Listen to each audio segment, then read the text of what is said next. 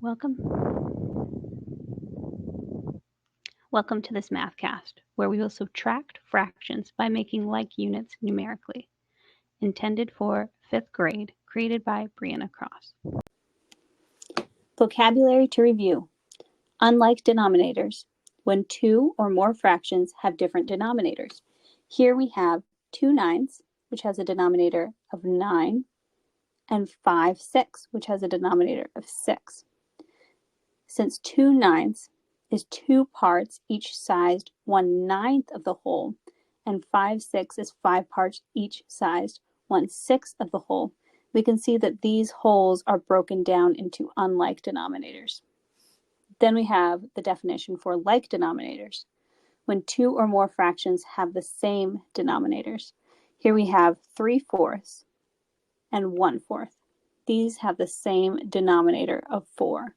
So we can say that 3/4 is 3 parts, each sized 1/4 of the whole, and 1/4 is 1 part sized 1/4 of the whole. Let's start with our first problem. 3/4 minus 3/10. We have 3 parts, each size 1/4 of the whole, and we're going to take away 3 parts, each size 1/10 of the whole.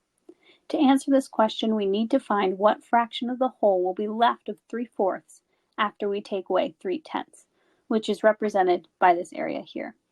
So the first thing we notice when we look at these fractions is that they have unlike denominators.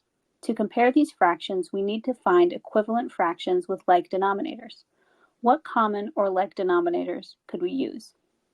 We know that 4 times 5 is 20, and 10 times 2 is 20, so let's use 20 as our common denominator. The next step is to find the equivalent fractions of 3/4 and 3/10 with the common denominator of 20. When we multiply the numerator and denominator of 3/4 by 5, we get 15/20. And when we multiply the numerator and denominator of 3/10 by 2, we get 6/20. Now we can see that we have partitioned each fraction into equal-sized parts.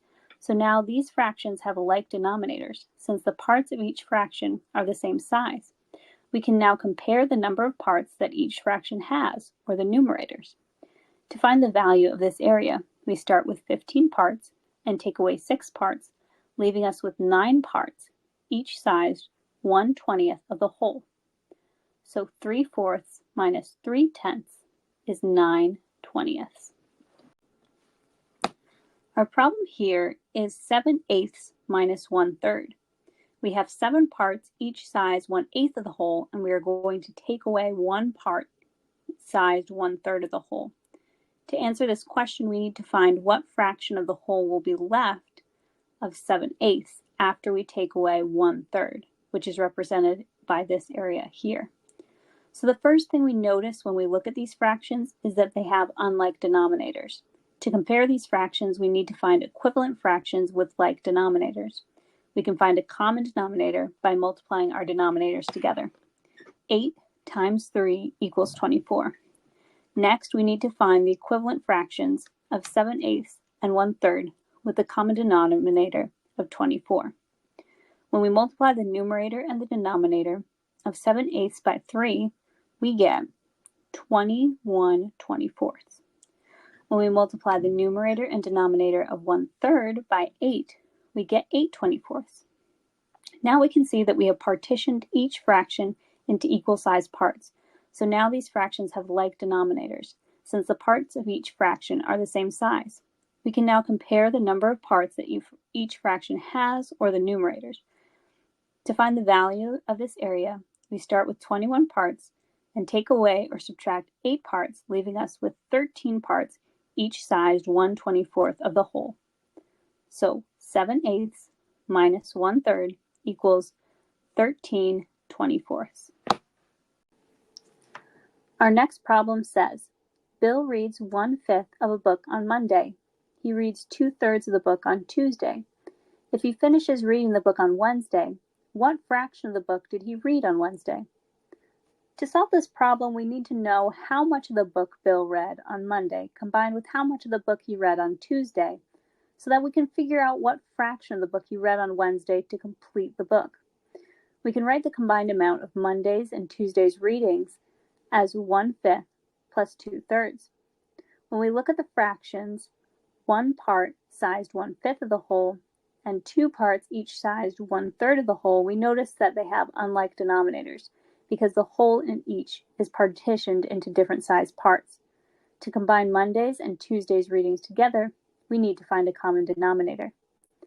The simplest way to find the common denominator is to multiply the denominators together to find a common multiple. If we multiply 5 and 3 together, we get 15. Let's take our fractions and turn them into equivalent fractions using their common multiple of 15. First, we take 1/5 and we multiply the numerator and the denominator by 3 to get 3/15. And then we take 2/3 and we multiply the numerator and the denominator by 5 to get 10/15. Now we have equivalent fractions of 1/5 and 2/3 that both have the denominator of 15. Now that both fractions have a like denominator, we can add the numerators together. 3/15 plus 10/15 equals 13/15. To compare 13/15 with the whole book, we partition the book into 15 parts. To solve this problem, we can now write 15/15, which is the whole book, minus 13/15 equals the total that Bill read on Wednesday. When we subtract our numerators, 15 minus 13, we get 2/15. So to finish reading the book on Wednesday, Bill read two parts, each sized 1/15 of the book, or 2/15 of the book. Thanks for watching. I used resources from Engage New York and Polypad to create this Mathcast.